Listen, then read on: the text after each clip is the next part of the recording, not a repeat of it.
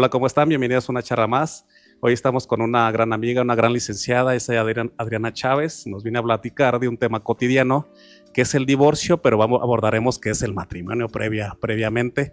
Entonces ella viene de la Defensoría Pública, de lo familiar. Licenciada Adrianita, ¿cómo estás? Buena noche. Oye, amigo, yo muy contenta por la invitación.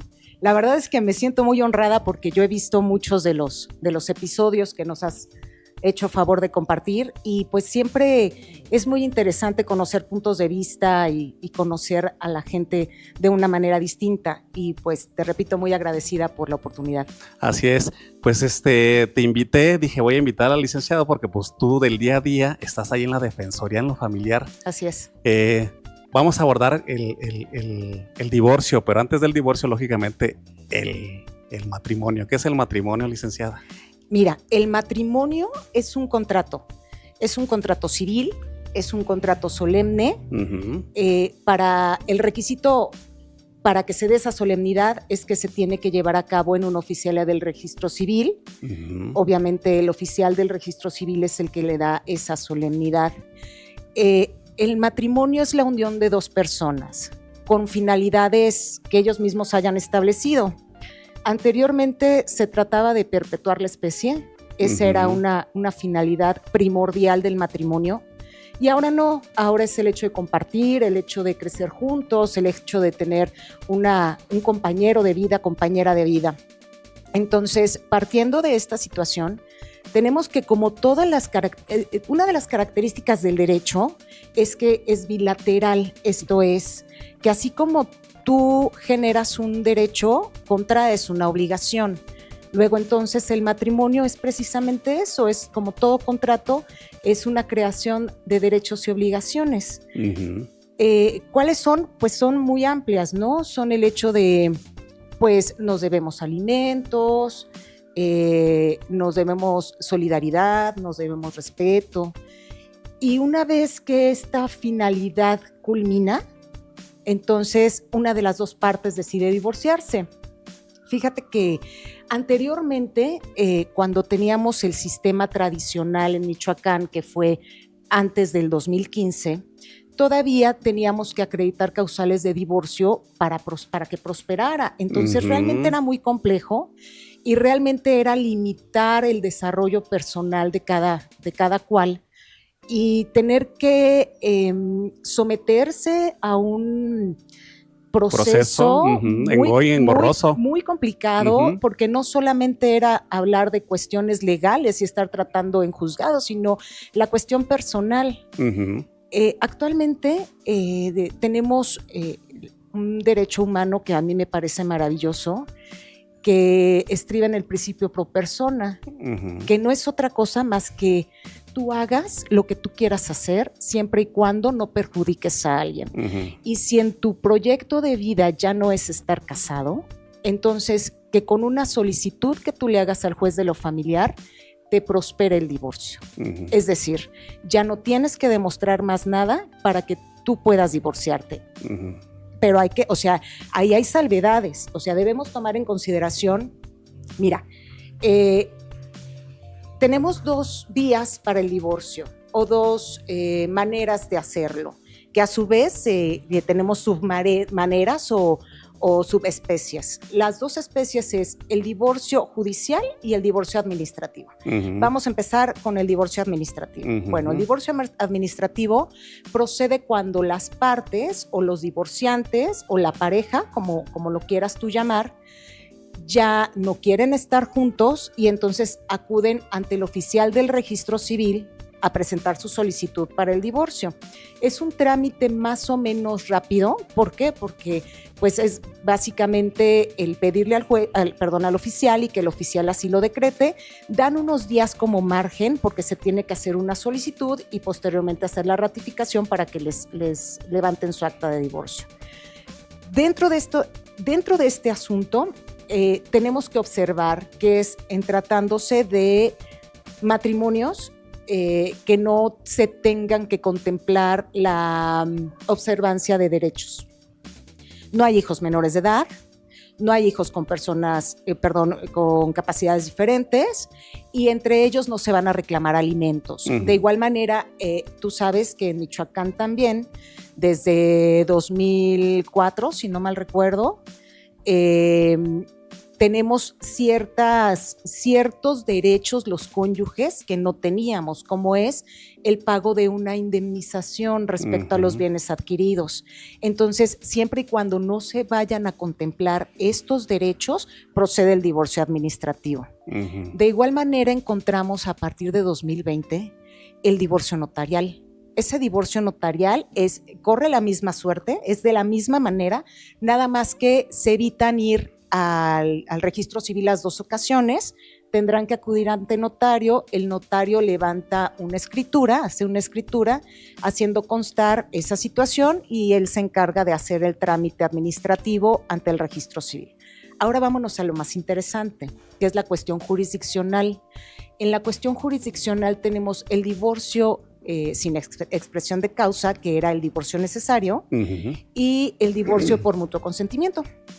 Fíjate que está padrísimo ahora porque tengo que decirte que también dentro de todas estas novedades del derecho, ya nosotros como abogados dejamos de ser aquellos abogados combativos, aquellos abogados inquisitivos, aquellos abogados que nuestro afán es el gane, y si no, que nuestro cliente, en este caso nuestro patrocinado, porque soy defensora pública y así es como los nombramos, saliera lo mejor librado, ¿no? Y tal vez evadiera algunas obligaciones.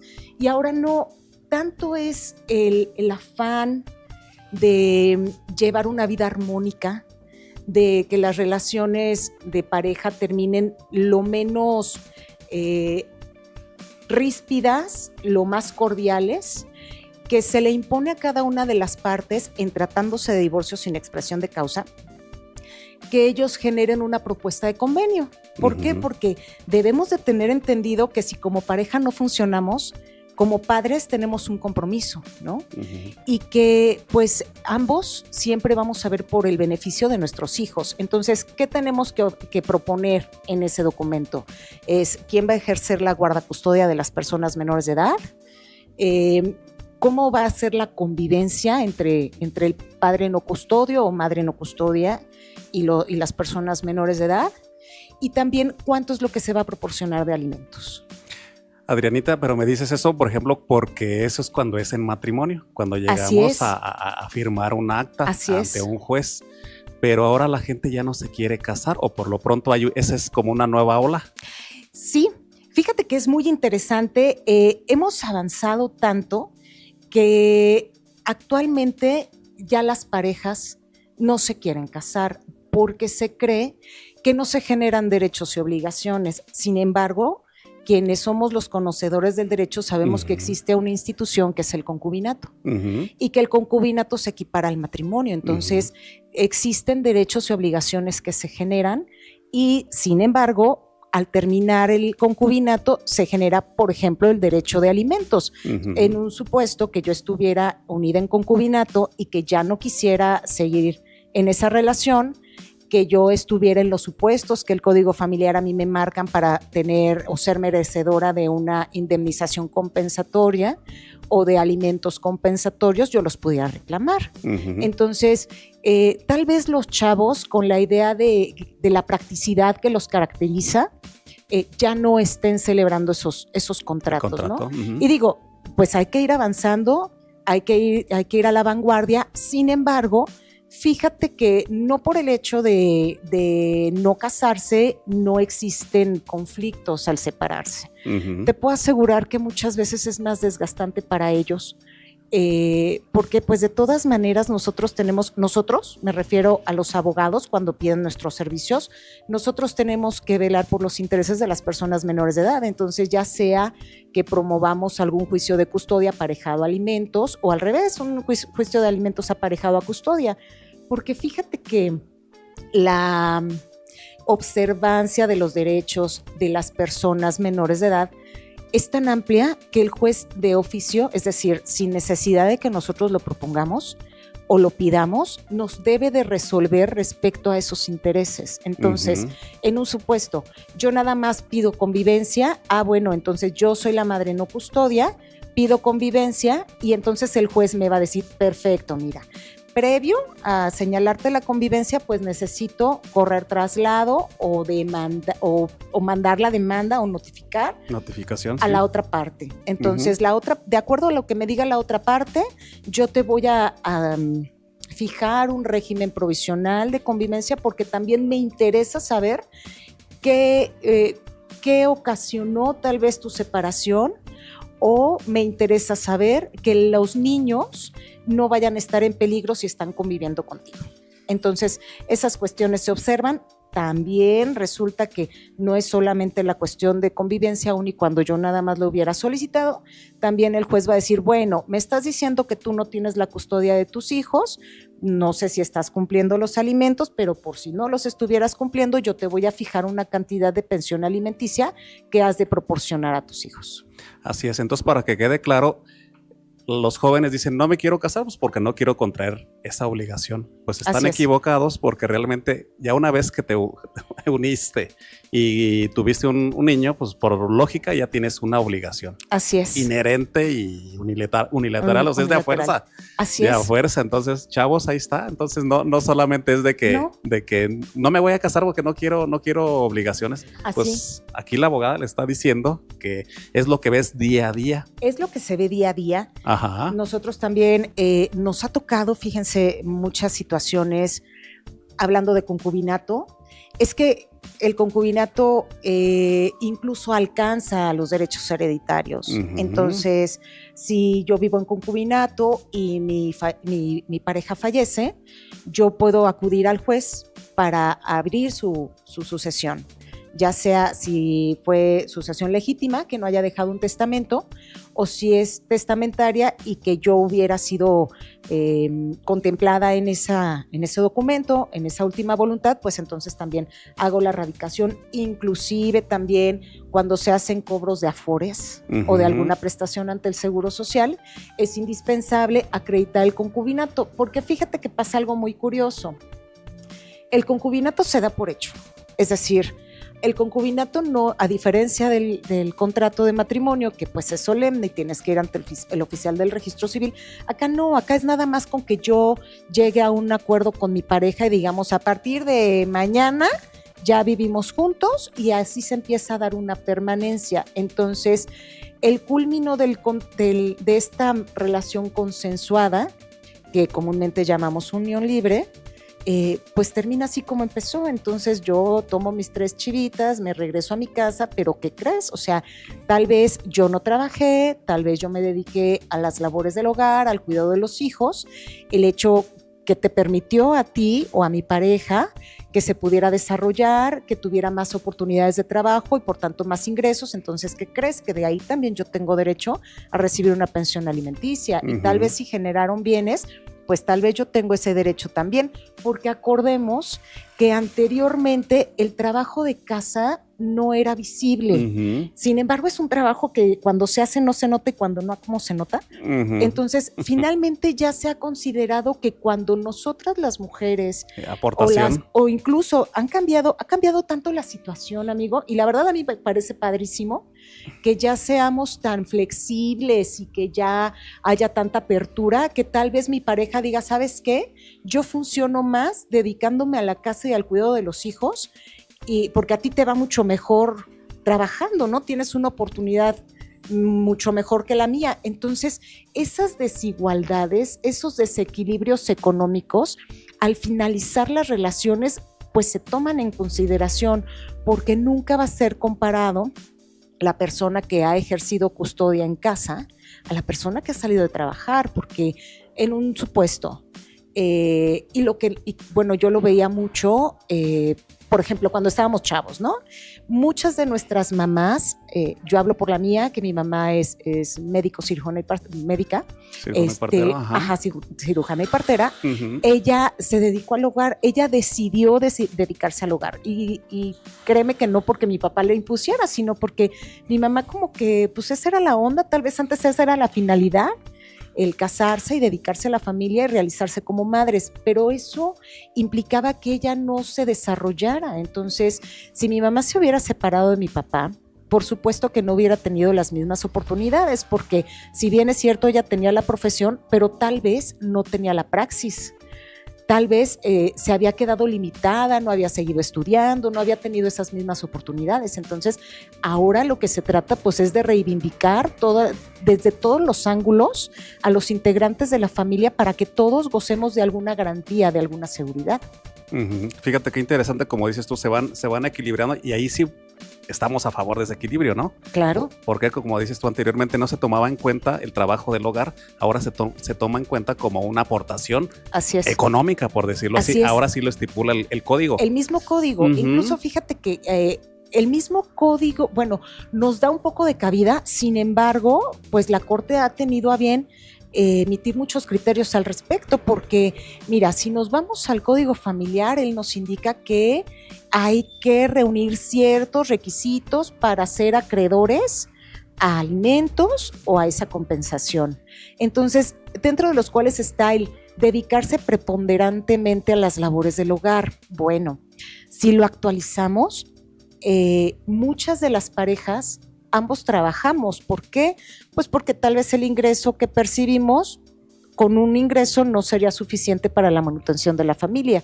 Pero cuando una de las dos partes, aparte de salir al campo laboral, llega a su casa a ejercer labores propias de casa, ¿qué crees? Que se da una doble jornada laboral. Entonces, esa doble jornada laboral también se aprecia y también se puede reclamar precisamente por eso, porque quien no está al ejercicio de esas labores tiene más oportunidades, que es una realidad. No nos vayamos lejos, por ejemplo, cuando los hijos están pequeños, nosotros lo sabemos que somos papás, son enfermizos, ¿no? Uh-huh. La cuestión que son inmaduros, que hasta los 4 años el sistema respiratorio empieza a funcionar más adecuadamente, implica que uno de los dos nos quedemos en casa a cuidarlos y por tanto dejamos de trabajar. Uh-huh. Cuando son muy pequeños, sin hacer distingos, pero sí naturalmente, quienes nos encargamos de esas cuestiones somos las mamás. Las mamás, sí. Y no porque el papá no tenga la habilidad o la capacidad, uh-huh, sino que simple y sencillamente hay una identidad de los biológica. Niños, exacto, biológica con las mamás. Entonces eso nos va dejando en desventaja.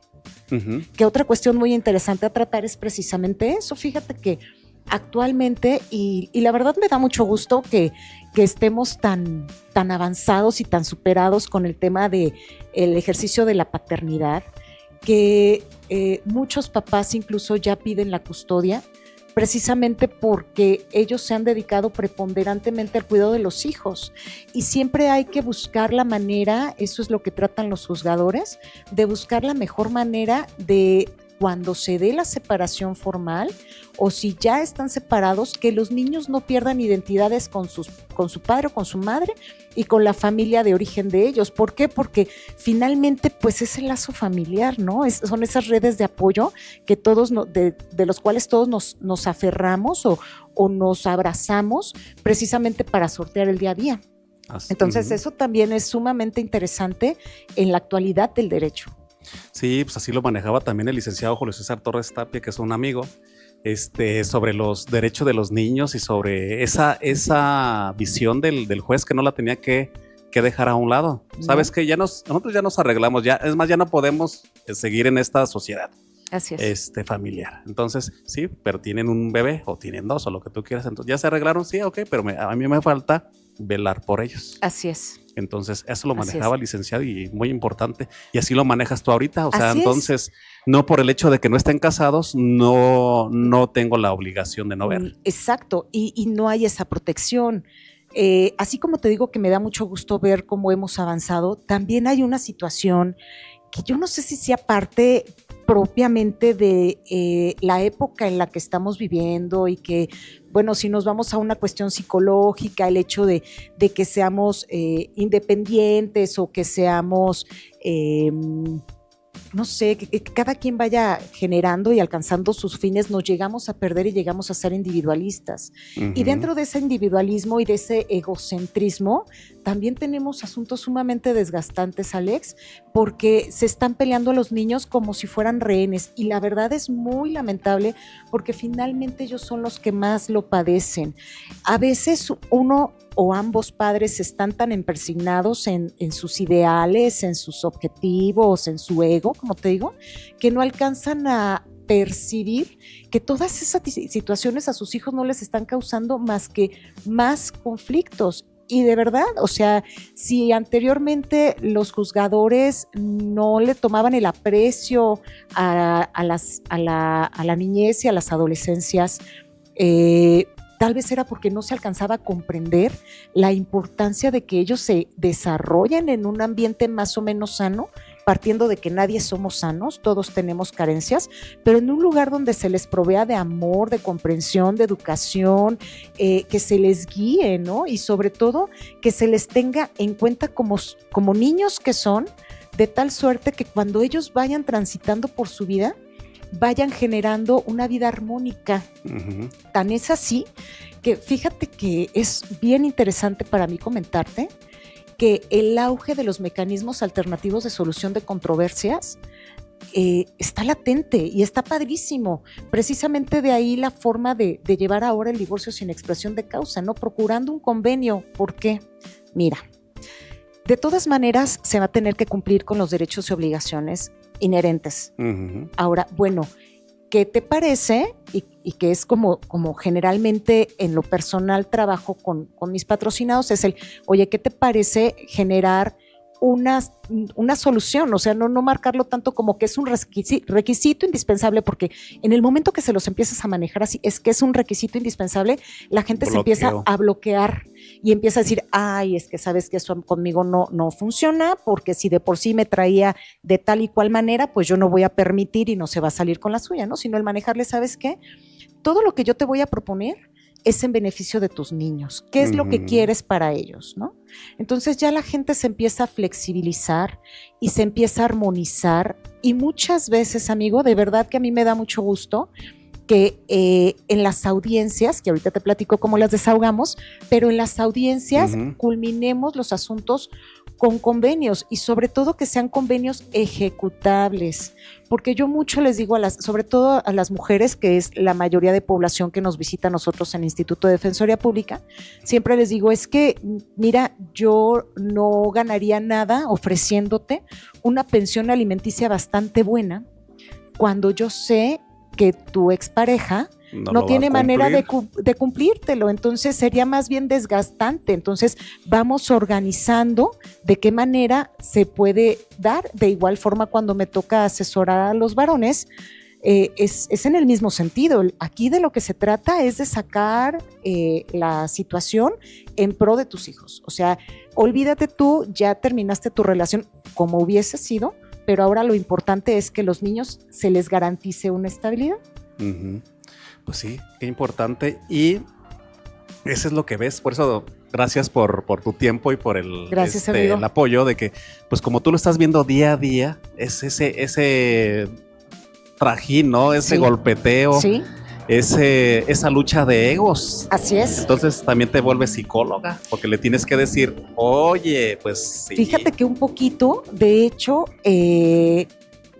desde hace mucho tiempo a mí me causa mucho agrado que llegas a generar cierta amistad, generas mucha empatía, no con todos, claro está, porque mira, la diferencia entre el defensor público y el abogado particular es que con el de abogado particular siempre van a ir las personas recomendadas, o la mayor parte, o el grueso de sus asuntos siempre va a ser por una recomendación. En cambio, con nosotros, pues es como una cita ciegas, ¿sabes? No sabes quién te va a tocar al momento de que eres turnado. Entonces, yo lo veo como una oportunidad de contribuir con la sociedad, para generar un bien, ¿sabes? O sea, no precisamente, te vuelvo a repetir, no impugna, no me considero una abogada perrucha. Claro, no soy dejada, o sea, la verdad es que no soy dejada. Sin embargo, me gusta que la gente a la cual yo le brindo mis servicios esté lo más tranquila posible. De ahí que de verdad yo me he hecho de muy buenas amistades con mis patrocinados, precisamente porque terminan brindándome mucha confianza. Y yo creo que el éxito de cualquier asunto es que la parte que está en pugna tenga la confianza en la persona que le atiende. Entonces yo creo que eso en lo personal a mí me ha favorecido mucho. Sí, pues imagínate ya cuántos años tienes ahí en la defensoría o dentro de lo legal, Fíjate que cuando yo salí de la facultad, a los pocos meses me incorporé a la dirección de a la Dirección del Trabajo y Previsión Social, y posteriormente se dio la oportunidad de irme a Defensoría Pública, que te tengo que decir, amigo, que definitivamente la vida es tan chistosa y creo que ya tenemos unos caminos sumamente trazados. Yo recuerdo cuando universitaria, esto de litigio, a mí, mira, nomás no, yo me imaginaba una cuestión administrativa, yo no me imaginaba en juzgados. Sin embargo, te digo que cuando se dio la oportunidad de cambiarme de dependencia y que había posibilidades en Defensoría Pública, en un principio lo dudé, precisamente porque cuando yo fui estudiante estuve muy poco tiempo en un despacho que la verdad me gustó, pero no como para decir esto me apasiona y yo quiero estar acá. La vida me da la oportunidad de irme a Defensoría hace 19 años y créeme que desde la primera vez que entré hasta el día de hoy, para mí es la actividad más noble, precisamente por lo que te comento, que es el abono a la sociedad, el poder ayudar a los demás, el hecho de dar alguna certeza jurídica en los asuntos que tanto nos inquieta, que son las cuestiones legales. Y aparte porque para mí es padrísimo que a mí me pagan por aprender, ¿sabes? O sea, a mí me pagan por estar vigente, a mí me pagan por seguir estudiando, a mí me pagan porque yo pueda crecer también profesionalmente, que ese es un plus. Esa es la gran ventaja de ser defensor público. ¿Por qué? Porque no te preguntan si quieres llevar un asunto o no, sino que a ti te lo turnan y tú lo tienes que plantear. Entonces, todo va siendo una parte de retos y en lo personal me siento muy satisfecha y muy agradecida con Defensoría Pública porque es donde yo me he hecho, es donde yo he crecido profesionalmente y lo poco que sé, pues es gracias a Defensoría Pública. Sí, y aparte creas esa empatía porque pues aparte eres una buena persona, licenciada. Muchas gracias. Sí, eres una buena persona. Muchas y fíjate gracias. que como dices tú, la vida es bien chistosa, te va llevando por una situación que pues tenías que apoyar a la gente. Así es. Entonces tenemos mucho tiempo de conocerte y pues eres muy bondadosa. Muchas gracias. Eres muy de dar, entonces ahora sí que caíste ahí en blandito. Así es. Entonces, y has visto ahora sí que el código, el antes y el después. Como dices tú, el divorcio anteriormente era el golpeteo, eran las causales, era muchas cosas. Y ahora también tenemos, por ejemplo, el divorcio notarial, que también es una chulada. Fíjate que es una maravilla. De hecho, ya mucha gente acude a él. Te digo, la única salvedad es que no se vayan a reclamar derechos y que si las personas se casaron bajo el régimen de sociedad conyugal, esa sociedad haya quedado disuelta mediante un trámite que sí se tiene que hacer judicialmente.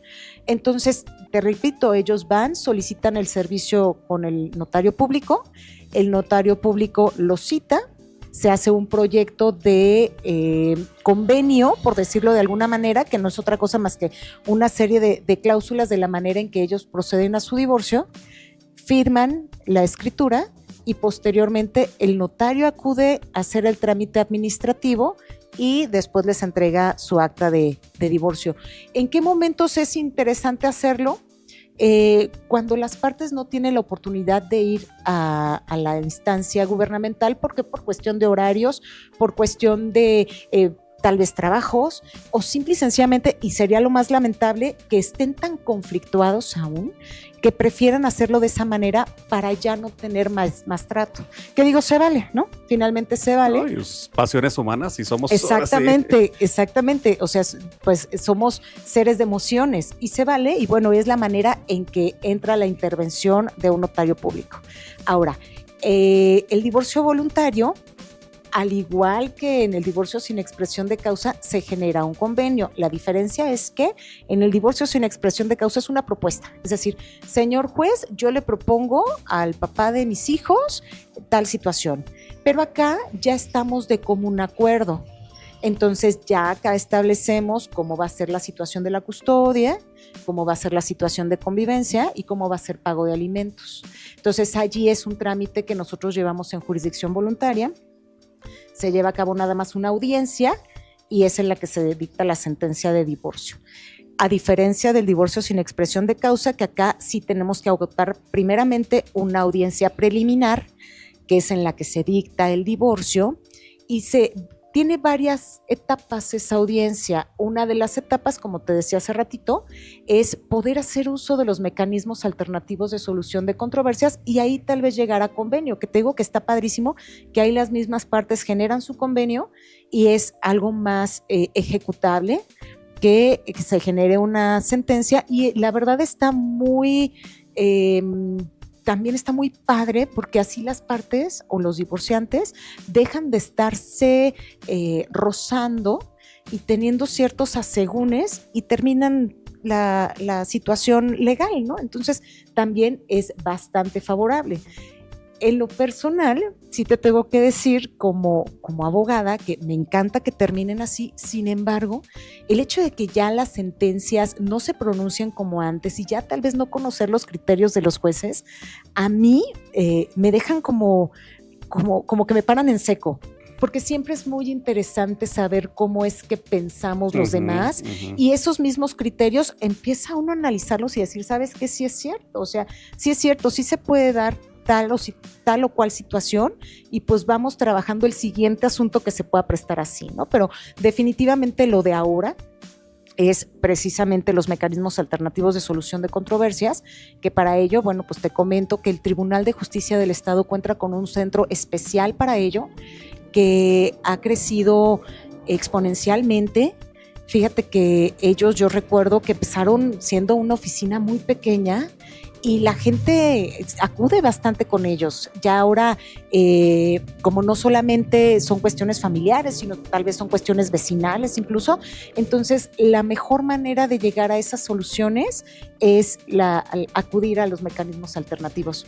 Ahorita que dijiste, celebramos, ¿qué pasa si celebro yo mi matrimonio en un estado y lo quiero divorciarme en otro estado? ¿Qué pasa ahí? Mira, nosotros como abogados tenemos que revisar, le llamamos nosotros cuestiones de competencia.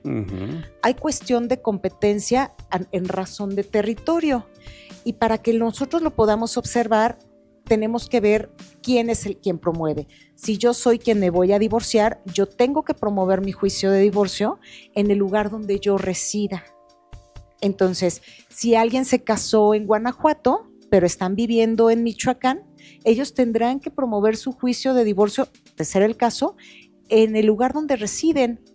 Entonces, hay muchos distritos judiciales en cualquiera de ellos que esté residiendo, en la cabecera distrital es en donde se tiene que hacer este trámite. ¿Por qué? Porque se tiene que hacer ante un juez de primera instancia.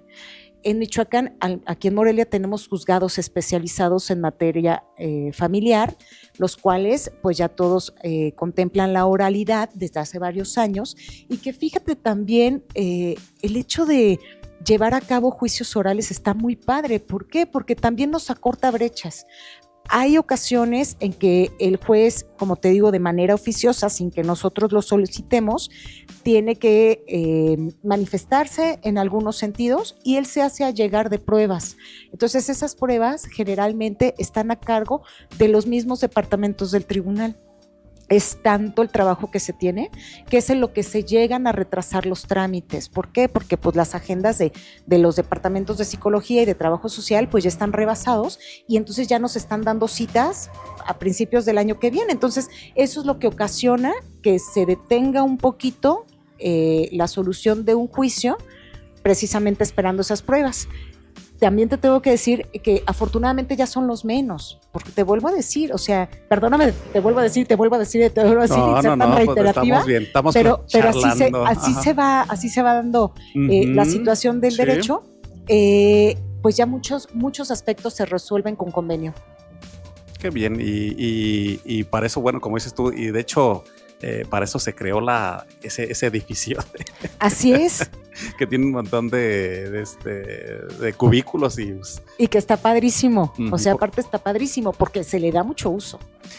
Y como dices tú, y todo queda dentro de lo convenido. O mira, no lleguemos hasta allá, vamos a platicarlo. Y allí lo sientan y a ver.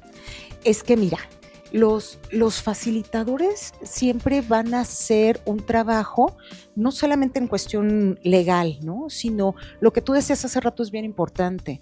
Uno empieza a generar ciertas habilidades personales para poder llegar a empatizar con el justiciable y lo que es la empatía, pues ponernos en los zapatos de ellos y ver de qué manera podemos apoyar para que se puedan solucionar los conflictos. Entonces, la gente que está trabajando en el tribunal es gente que tiene mucha preparación, que incluso muchos ya están certificados precisamente en su área. Y eso favorece, porque también, bueno, si entre abogados queremos tal vez llegar a un convenio, pues tal vez habremos quienes no queremos convenir del todo y queremos más bien que todo nos favorezca, y es cuando ya no se hace el clic. ¿Por qué? Porque cada quien, si bien es cierto hay que velar por los intereses, pero cierto también es que debemos de flexibilizarnos. Si queremos, como en toda relación humana, o sea, tenemos que empezar a ceder, ¿no? No siempre voy a ceder, pero también tengo que, o sea, tengo que ponerme en los dos papeles, ¿no? Cuando se trata, cuando tengo la finalidad de llegar a algo bueno. Así es. Oye, y en la praxis, por ejemplo, también a los abogados también se dice que a veces son los que más obstaculizan el proceso. Fíjate que nos ha tocado muchos asuntos que en las audiencias, cuando las partes dicen, sale, vamos a convenir, ¿qué ocurre? Se suspende la videograbación, todas las audiencias son grabadas, se suspende la videograbación y entonces empieza la negociación. A nosotros como abogados, para que los podamos representar dentro de esas diligencias, es indispensable que nos den mandato judicial, si no es que ya el abogado particular lleva algún poder para la representación de la persona dentro de la audiencia y dentro del juicio.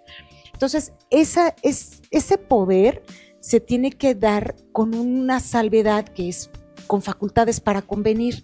Entonces, a veces ya las partes están muy convencidas en el sentido de, bueno, si es cierto, pues si tú estás con los niños, ya, o sea, no tiene caso que me los entregues a mí porque ya tienen la dinámica contigo, entonces yo te puedo ofrecer tanto de pensión alimenticia. Y a veces solo basta, de verdad, solo basta que volteen a ver al abogado y el abogado les haga cambio de luces para que digan, ya no. Se tiene la creencia que entre más dura el juicio, bueno, pues más redituable es para el abogado. Sin embargo, yo creo que es importante que cambiemos esa mentalidad porque es más favorable, pienso yo, que el cliente se vaya satisfecho con su asunto concluido, porque te repito, la cuestión legal siempre va a ser algo que nos cause cierta zozobra. Entonces, que se vaya con su asunto concluido lo más pronto posible a que se le esté desgastando. Entonces, sí hay abogados así, lamentablemente, también que la asesoría que brindan, pues tal vez es que no tienen todavía no te puedo decir certeza, sino la convicción de hacer el asunto menos litigioso, porque aparte también de nuestra generación para atrás, acuérdate que los abogados éramos combativos, o sea, los abogados éramos recios, los abogados éramos no dejados y decía un médico con el que yo iba, mira, si quieres saber si es un buen abogado, suéltale un gato y si sale corriendo es porque es muy perro.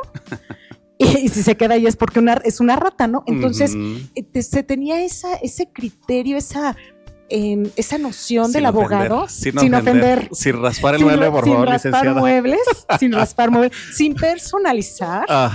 Sin embargo, todavía se tiene con los abogados un poquito más grandecitos que nosotros, esa idea de combate y de generar conflicto, cuando pues ya no. Inclusive, mira amigo, vamos viendo, los chavos ahora ya no se enganchan tanto como nosotros. Los chavos ahora son más prácticos y eso también está muy padre. porque ellos viven la vida de una manera más ligera que cuando se enganchan. Entonces yo pienso que es parte de esa evolución.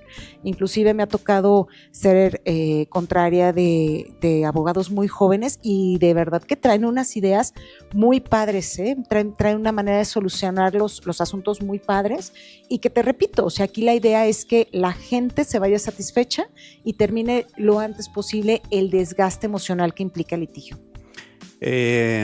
Anteriormente me imagino que siempre la custodia se pedía, lógicamente, era la mamá y no te lo suelto, o sea. Y ahora que de acuerdo al pasar el tiempo, ¿cómo estamos en las custodias de los menores? Mira, no te voy a mentir, sigue habiendo mayor petición por parte de las mamás. Sin embargo, ya estamos más entendidos, más abiertos, que el papá, si bien es cierto, no es por cuestión biológica que se dé ese lazo, pero ¿qué crees? Es que todos podemos generar esas habilidades. Entonces, de lo que se trata es que los niños y los adolescentes estén con el padre custodio que más les abone. Entonces, sí se da mucho que hay papás que piden la custodia, pero también se da mucho que tenemos custodias compartidas, que eso también es muy interesante. ¿Por qué? Porque en tratándose de custodias compartidas, entonces tenemos que los derechos, por ejemplo, de alimentos se reparten. Entonces, de lo que se trata es que los niños y los adolescentes se desarrollen en un ambiente, como te repito, más o menos sano. Bueno, ¿eso qué implica? Pues que los dos papás estén presentes. Y cuando ellos llegan a ese convenio de tener la custodia compartida, pues la vida es dinámica y cada quien se acomoda de acuerdo a las necesidades. Habrá quienes en su casa tengan el espacio para sus hijos, para los días que estén llegando y se queden allí, o bien, por ejemplo, tengan que estar transportando sus cositas, por ejemplo, tan solo desde la escuela, pero de lo que se trata es que los niños generen una identidad, que generen un sentido de pertenencia, porque finalmente somos seres sociales y los seres sociales tenemos esa necesidad de pertenencia. Entonces, que los dos lugares les acojan a ellos y se desarrollen. Entonces, te decía, las cuestiones alimentarias pues ya son diferentes. ¿Por qué? Porque si una semana van a estar conmigo y otra semana van a estar con su papá, entonces el tiempo que estén conmigo yo voy a satisfacer sus necesidades y el tiempo que estén con su papá, entonces él va a satisfacer sus necesidades. Pero hay una situación, siempre vamos a tener conceptos extraordinarios, regreso a clases, una cuestión médica, ropa y calzado, entonces allí ya las partes convienen de qué manera los van a solventar. Una cuestión también interesante es, en un estricto sentido, y de acuerdo al Código Familiar, si ambos padres nos vemos con la obligación de satisfacer las necesidades alimentarias de nuestros hijos, pues los hacemos en una proporción igual, ¿no? 50 y 50.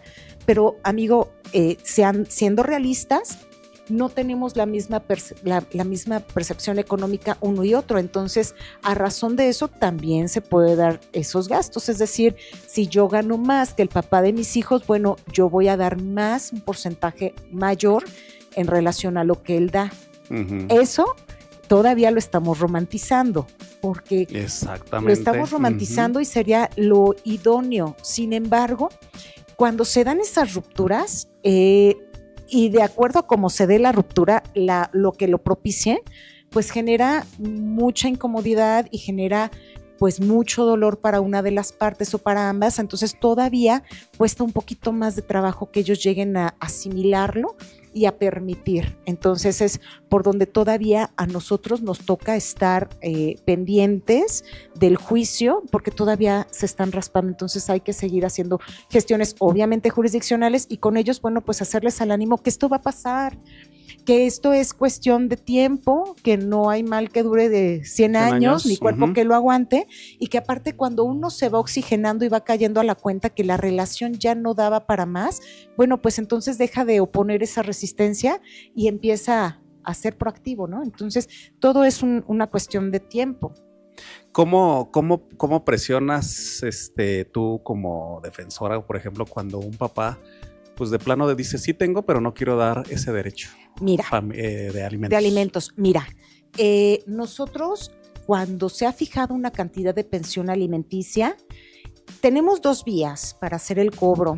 Una de las vías es cuando el deudor alimentista, así se le denomina al padre no custodio o madre no custodia, ellos están sujetos a una relación laboral. Entonces yo le voy a avisar al juez y le voy a decir, mira, fulano o perengana trabajan en tal lugar, entonces te pido que de ahí le descuentes la pensión alimenticia. Pero para que se pueda incluso fijar la pensión alimenticia es indispensable demostrar una solvencia económica del deudor. Uh-huh. En esos supuestos, lo que hacemos es le pedimos al juzgador que gire oficio al centro de trabajo donde ellos se desempeñan para que a nosotros nos informen cuánto es lo que perciben, y con base a eso el juez de manera discrecional va a fijar el porcentaje que se le ha de descontar para satisfacer necesidades. Pero en el caso opuesto, cuando no están sujetos a la relación laboral, se toma en consideración la solvencia económica que tienen. Pero también hay gente que no es posible acreditarse una solvencia económica. Uh-huh. Entonces el juez ya de manera discrecional, me refiero a discrecional con los elementos que él tiene y la cantidad de acreedores, va a fijar una cantidad en salarios mínimos. Uh-huh. Pero para que sea ejecutable, es importante que se le notifique al deudor que ya tiene esa cantidad fija y que tiene que cumplir de manera voluntaria. De lo contrario, lo que se procede es a pedir una ejecución forzosa, se acude al domicilio del deudor alimentista y se requiere del pago. Uh-huh. En caso de negativa, amigo, que también es muy común, uh-huh, resulta que en el Código Penal del Estado ya tenemos ese delito por el incumplimiento del pago de pensión alimenticia, que no abarca solamente al deudor alimentista, sino también a aquellas personas que por su cargo hagan el ocultamiento de las cantidades precisas que ellos están percibiendo. Entonces, uh-huh, lo que pasa acá es que de un asunto familiar deriva un asunto penal para poder hacer el cobro. Y que también no debemos dejar pasar que desde hace ya un tiempo existe el Registro Nacional de Deudores. ¿Qué implica? Bueno, que si en 3 meses no se ha cumplido con esa obligación, quien ejerza la custodia puede solicitarle al juez que al deudor alimentista se le registre en ese padrón, y con lo que implica que ciertos derechos se le restrinjan, que ya no se den, por ejemplo, licencias de conducir, que ya no se den pasaportes. Que si quieren ellos participar en una campaña, elección, por ejemplo, uh-huh, de elección, uh-huh, bueno, pues deben de haber cubierto esos pagos para que tengan la oportunidad, porque pues eso era algo muy común, muy, muy, muy común. Entonces, ahora, bueno, ya se puede optar por esa situación. Sin embargo, pues lo que se requiere es la conciencia de cumplir con la obligación. Saber que no es precisamente para la persona, o sea, ese recurso no es para la persona que ejerce custodia, sino que ese recurso se aplica en los hijos. Entonces, así como es el amor que le tenemos a nuestros hijos, bueno, pues hay que dar ese cumplimiento. Uh-huh.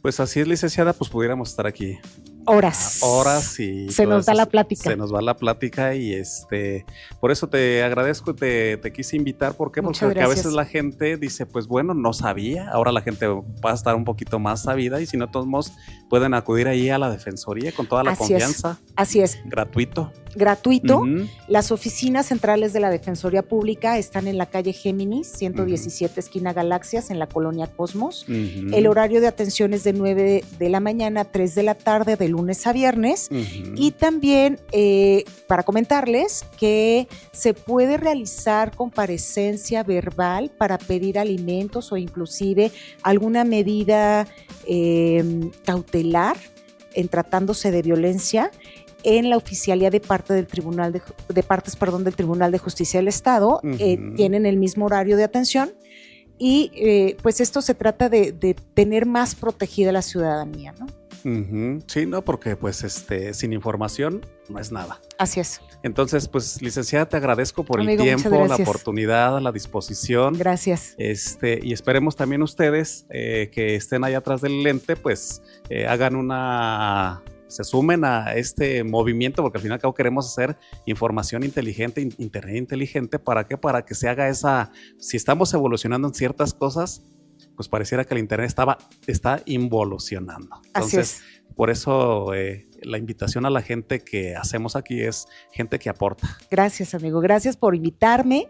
Te vuelvo a decir, me siento muy contenta, me siento muy honrada y sobre todo lo que tú dices, participarle a la ciudadanía, cuáles son los procesos, qué es lo que se requiere, ya si necesitan alguna asesoría más, con más detalle, pues sí, la sugerencia es ir a la Defensoría Pública o bien, tratándose de mujeres, a la Secretaría de Igualdad Sustantiva, cuando hay asuntos de violencia familiar y cuestión de género, pues también existe el Centro Integral de Justicia para las Mujeres, que también brindan muy buen servicio, también no son defensores públicos, ellos son asesores victimales o asesores jurídicos, que les dan ese acompañamiento, inclusive en la materia civil, familiar y penal. Entonces, siempre hay una instancia, se trata de dar la protección más amplia, el cuidado a los derechos, el valor a esos derechos y sobre todo que la gente tenga en quién confiar, ¿no? Exactamente. Entonces, pues te agradezco, licenciada. Gracias a ustedes. Gracias. Gracias. Buenas noches. Buenas noches. Muchas gracias. Hasta luego. Gracias. Bye.